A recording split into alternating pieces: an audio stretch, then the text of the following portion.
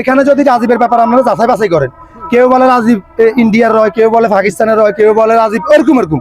এখানে গোয়েন্দা বিভাগ আছে, কথাটা বুঝেন, সোর্স আছে, অনেক ধরনের সবকিছুর লোক আছে, আপনার মিডিয়া আছেন ভাইরা। আমার কথা হলো যদি ও অপরাধী হয় ওরা আইনের আওতায় নেক, আর ওরা যদি কেউ ইন্ধন দেয় তাদেরও আইনের আওতায় ব্যবস্থা নেক। আমার কথা ডাইরেক্ট ক্লিয়ার কথা। যদি আমিও অপরাধ করিয়ে থাকি, আমি ছোট থেকে এই 40 বছর বয়স, আমার অর্থ সম্পদ আমি খুয়াইছি, যে যেমনি খাইছে এমনি দিছি আমি কিন্তু এখনো প্রতিবাদ করি নাই, এখনো মামলা একটা করি নাই।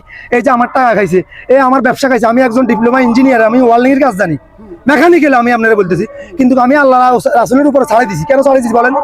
একটা মুসলমান হিসেবে আমি চাই এখানে কেউ কোনো অনুদান দিবেন না, প্রবাসী ভাইরা রেমিটেন্স বাইরে অনুদান দিবেন না।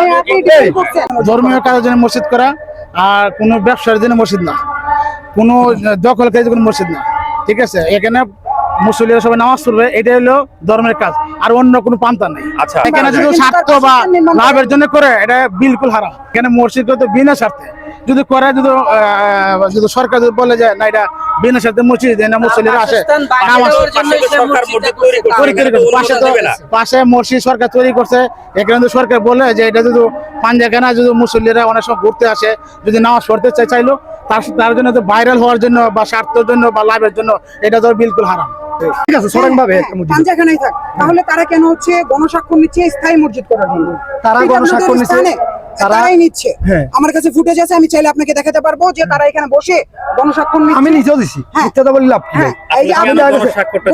আমি যেমন করেন না, আমারে বলছিল ভাই যদি আপনারা 10 লাঠি একের বোঝা এখানে গণস্বাক্ষর দেন অথবা মোবাইল নাম্বারটা দেন, তাহলে দেখা গেছে একটা যদি মসজিদ হয়, এটা তো আমাদের ব্যবসা না, মানুষ নামাজ পড়বো, মানুষ ইবাদত করবে, এটা আল্লাহ রসুলের কাজ করবে, কথাটা বুঝেন।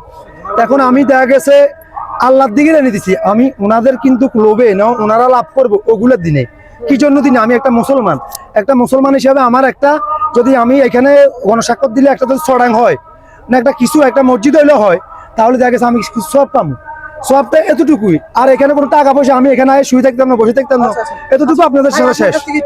মুরব্বীর কাছে আসতে চাই, মুরব্বী